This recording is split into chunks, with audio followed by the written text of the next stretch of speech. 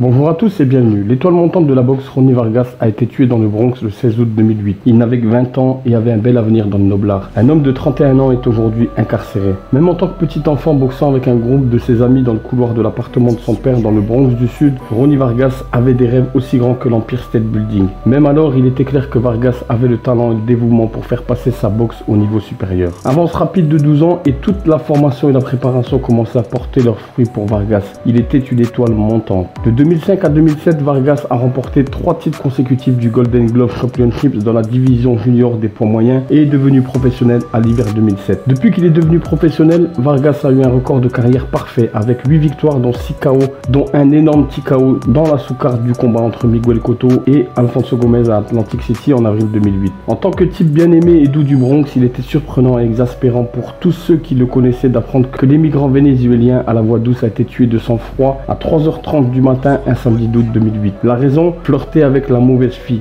Insensé en effet.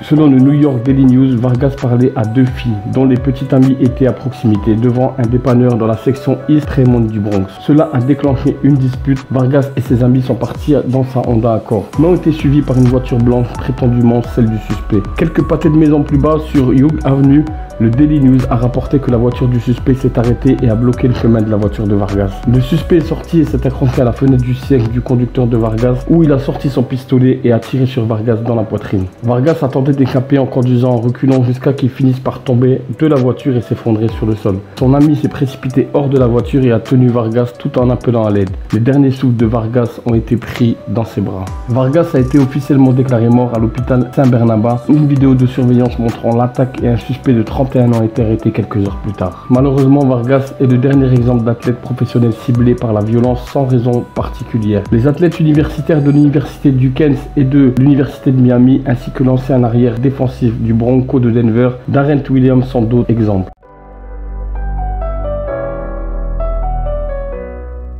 Certains se sont demandé pourquoi Vargas n'avait pas quitté le Bronx compte tenu de sa nouvelle renommée, reconnaissant la plupart des athlètes professionnels sont des cibles. Mais Vargas aimait son quartier pour le meilleur et pour le pire. Dans une interview avec le Daily News en janvier, Vargas a déclaré qu'il aimait son quartier et les gens qui s'y trouvaient. Et il lui était donc difficile de partir et recommencer ailleurs. Il a ajouté que l'argent ne l'avait pas changé et qu'il était toujours le même enfant du quartier et que tout le monde soutenait sa décision.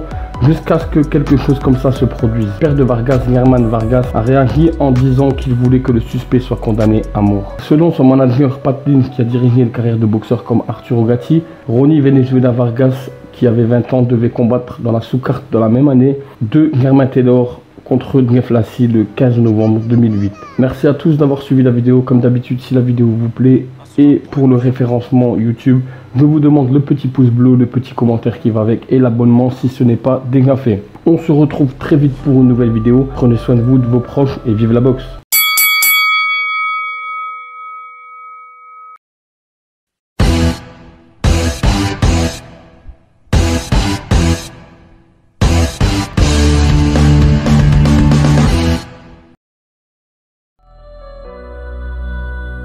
Purchase your track today.